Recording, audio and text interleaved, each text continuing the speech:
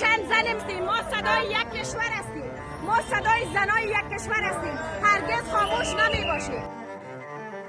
On se trouve à Kaboul après la reprise du pouvoir par les talibans il y a 3 semaines. Les femmes sont devenues sujet de beaucoup de discussions. Est-ce qu'elles auront les droits de travailler, les droits de sortir, les droits d'étudier?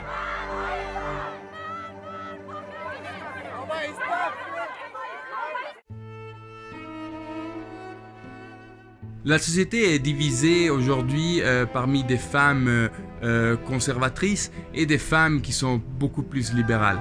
Il faut se rappeler que c'est toujours un pays fortement conservateur, même sous l'ex-république islamique. C'était un pays qui vivait encore avec des traditions assez strictes.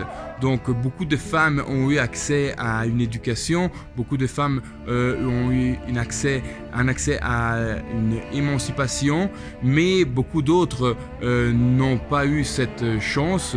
Donc aujourd'hui, les femmes qui protestent, c'est des femmes qui ont eu la chance de s'ouvrir au monde. Il faut dire que ce n'est plus une petite minorité, mais sûrement ce n'est pas la majorité des femmes. بیا ټول خلک وویني اسلام دې ته اجازه نه ورکوي او اسلامي امارت هم دې ته اجازه نه ورکوي چې ښځې دې کرکټ وکړي یا دغسې لوبې چې په هغو کې د دوی بېستري راځي اسلام دې ته اجازه نه ورکوي. Les femmes et aussi beaucoup d'hommes craignent que beaucoup de femmes ne pourront plus travailler et qu'elles ne peuvent plus participer à la vie civile, ce qui serait un changement incroyable par rapport aux dernières années. Pour l'instant, on ne peut pas dire vraiment qu'il y a eu des grands changements ou des grandes répressions envers les femmes. Il y a eu des manifestations qui ont été réprimées d'une manière violente, mais de l'autre côté, on peut voir aussi que il y a déjà quelques changements par rapport aux droits des femmes. Par exemple, les classes ont déjà été divisées, surtout à l'université.